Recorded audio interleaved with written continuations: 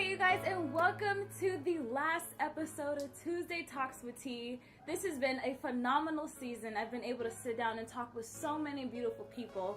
And today, I have the pleasure of sitting with Mr. Carlton Epic, Mr. Mogul in the making. How you feeling, brother? I'm feeling good. How are you? I'm feeling good. I mean, this has been a long time. I've been wanting to interview you for a while. So this is like, finally, it's worked. God has aligned it, set it up, and now we are here. The perfect guy for me to interview for this season. I made the cut. Yes. I feel good. I made the cut. I made the cut. I feel good. Yes, Carlton. So for the people at home who aren't aware of who you are and what you're doing in entertainment, can you let them know a little bit about your background? Yeah, definitely. So I was an on-air personality at a local heritage station owned by Stevie Wonder, KJLH 102.3. I'm not there anymore. I produce and board out for CBS Radio, in particular 97.1 AMP Radio. And I just launched my entertainment company, this brand. We're going to take over the entertainment industry. It's going to go global one day. Project Pit. Yes. That's the movement where we bridge the gap between up-and-coming creatives and people in the industry already. Yeah, so you mentioned you weren't with KJLH, and you mentioned Project Pit. We're going to get to that a little later. Okay. I just want to get to know you a little bit about your background, just as a person, a human being, a regular, normal human being. So you want to know the real. Yeah. You want to know okay, we're going to do it. That's Let's what do I'm it. Here for. Let's do it. So where did you grow up, Carlton? I grew up in South Central Los Angeles. Crazy environment, but it just teaches you about life. You can survive there. You can really survive anywhere. So that's where I grew up, single parent household. My mom, we stayed with my grandma as well. And yeah, man, just a young kid trying to figure out life. It's so funny when people see me who knew me in high school. Like, I was totally the opposite. I thought I was like a little gangbanger, funny dude. I graduated. Really? Yeah, I got kicked out of high school. I got kicked out of King Drew, the high school I went to, and then I ended up going to my home school, which was Washington. Oh my goodness. And I graduated with a 1.9 GPA. Like, people think I'm lying, but I still got my report card to show it. Wow, Yeah. You know what? You being where you are right now, like, that's a testimony within itself. Like, you don't have to be where you're currently at. You can be somebody else. Exactly. So, can you describe a day in the life of young Carlton in high school? Ooh. Not really focused. Man. Not really doing what he got to do, take care of his responsibilities. Yeah, I thought at the time you couldn't be cool and do your work. I thought there had to be one of the two. So I was just one of those kids who was just funny, getting kicked out of class every day, doing pranks, being silly. And what I got kicked out of school for was we did a prank where we poured baby oil all on the stairs, and a girl, like, she like bruised her leg, and then some of the custodial people bruised their legs. So we got kicked out for that.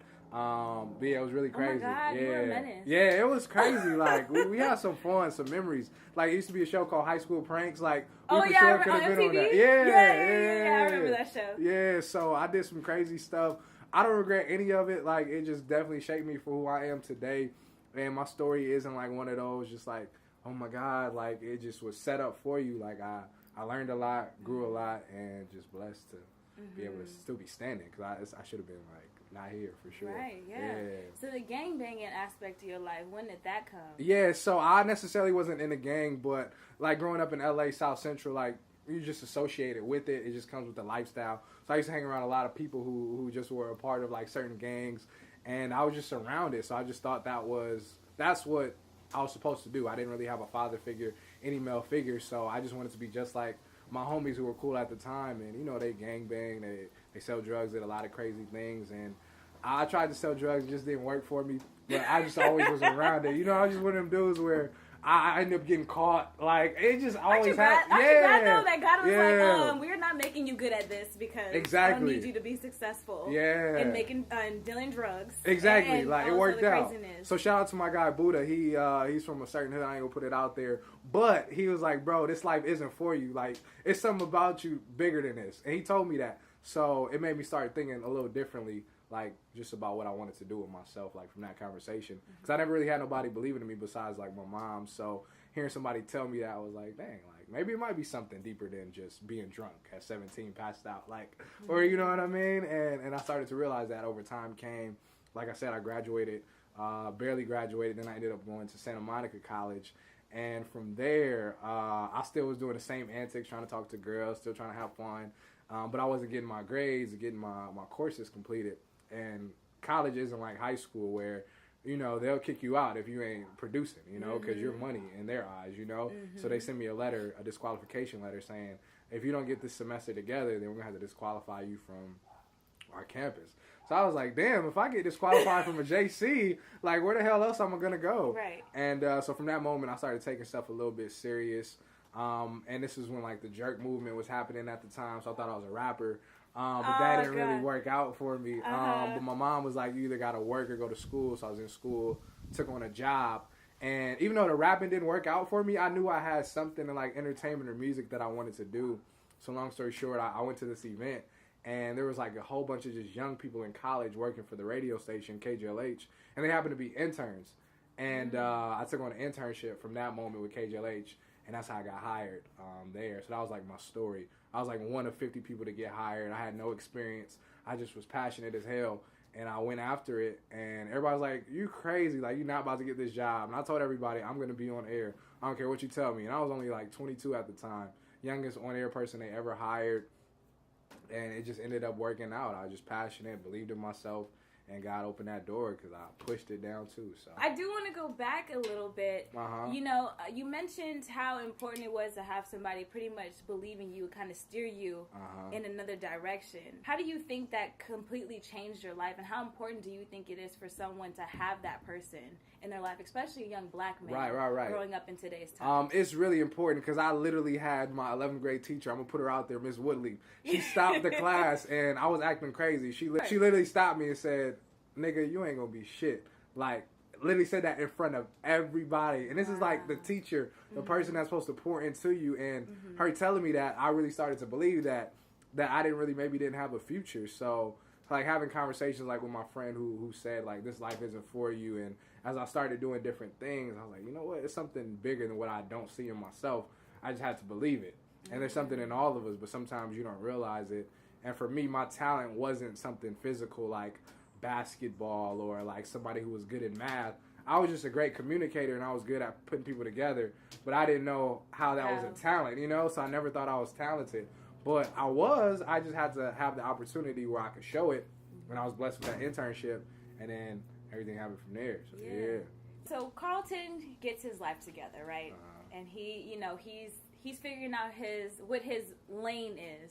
So describe to me the moment where you really shifted gears and were like, yo, like, this is something I really want to take serious. I'm at KJLH now. I got to buckle down. This is life. I think once I got hired there, it made me realize, like, wow, a company now is believing in me. It's kind of different from, like, your friend or, like, your mom or somebody saying something, oh, my God, you're doing good. So for a company to, like, take me on and believe in me when I didn't have no skills, I think that was really, like, that first moment was like, okay. Like, y'all actually paying me? Like, me? Like, why? Y'all paying me? So it made me really realize, like, okay, I can do this. I can do something. You know, that gave me that moment of, if I put my mind to something, I could accomplish it, you know? Now, what did you do while you were there when you first got hired? You said you were 22, right? Yeah. So when I first got hired, I was interning. I was doing street teams, so, like, setting up the tents and stuff at, like, live events. I was doing that from, like, I remember we had an event at, like, 7 a.m., couldn't leave till, like, 9 p.m., wasn't getting paid. So that was, like, the first year, but I stuck it through. I was like, this shit gonna happen. And then from there, I started board hopping. So what this means is I was just running the boards, but I didn't say anything on air. But one of the late night personalities ended up taking a job at Fox, so there was a lane open. And I told the program director, I can do it. Just give me the chance. Let me shoot my shot. And then he let me, talk on air, and I sounded good. He liked the way I sound, and from there, I started to be doing on air.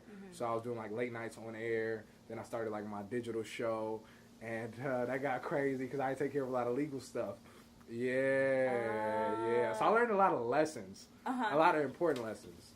But yeah. So, like, in that year, what did you learn from doing work for free? Because I feel like us as, artists, entrepreneurs, whatever the case may be, we get frustrated in those times where, like, I want to get paid to do what this is. Like, I love what I do. I'm not making enough money. Like, what were your thoughts and what were your experiences through that? Because did you at any point even want to give up? Hell yeah. I wanted to give up every day. My pockets were low.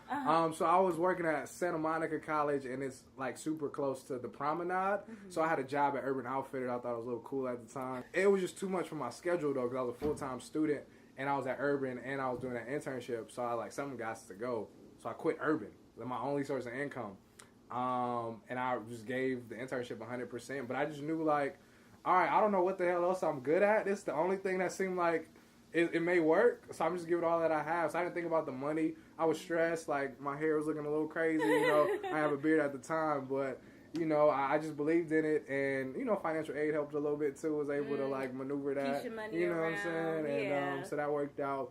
But yeah, I just saw where I was gonna be. I didn't focus on where I was, and that gave me that motivation as to that's all that mattered. Like, all right, I may be here right now, but I know where I'm gonna be, and I already see it in my mind. It's just the world is just gonna catch up to it, like, and that was my mindset. How important do you think it is for someone to go through that stage into reaching their goal? Because, you know, sometimes we want to skip over that and we do other things to make sure we get paid. So how did that experience humble you, and what did it teach you? Yeah, it taught me the importance of, in the words of my forefather, Charlemagne the God, in his book, he talks about bagging the weed first. So a lot of times people try to smoke and sell the weed, but you got to bag the weed. So his logic behind it is you got to put in the work first before you can sell something. And a lot of times people get so caught up in, oh, I'm selling this or I'm giving this, but have you put in the skills to learn whatever it is that you want to become? So for me, it was trying to be on the radio. I had to learn how to set up these damn tents at these events because I needed to see how marketing worked. I needed to help the sales team out so I can see how the sales work. I had to learn all these skills. So when I was on air, it was a lot easier for me to articulate because I knew how everything tied in together. So I think looking at it that perspective, honing in on your skills, I think that's the most important thing, and not being alarmed by a paycheck, but being focused on the opportunity. It's something that's important. So I want to know if KJLH would not have paid you for 2 more years after that, would Carlton still be with him? And what would he do if he wasn't? That's a great question. I don't know if we had that much time to be real. So that's why, you know, that year was a stretch. It was long enough. I don't know if I could have made it, though, without another year. But what I will say is anything that isn't growing is dead. So a lot of times I feel like people get caught up in like doing a lot of different things. Oh, this is what I'm supposed to be doing. And I'm not saying it has to be big growth, but if you don't see any type of incremental growth, you know, maybe you should start rethinking things, because I saw a lot of people who I interned with in 2014, they still doing the same thing now, the exact same thing. And it's like, sometimes you have to be able to just say, like, maybe something is or is not for me if you don't see any type of growth. And for me, I saw that. I started as an intern, then I did board opping, then I was on air, then I started hosting. I saw some type of incremental growth, you know, and I think that's important to being able to establish those benchmarks to help you navigate better, you know? Yeah, so you were saying, like, you got to recognize whether you're growing or someone's trying to keep you in the same place. Right. That means you're wasting your time. Wasting your time, man. Man, that's deep. Uh-huh. Okay. So, you're at KJLH now. What was it like for you working there? Through how many years were you there for? 4 years. 4 years? Yes. So what was it like working there for 4 years, having that be your home? Because that's a milestone for someone, especially at your age. So you want the honest answer, or you want the politically correct? I want the honest answer, Carlton. Woo.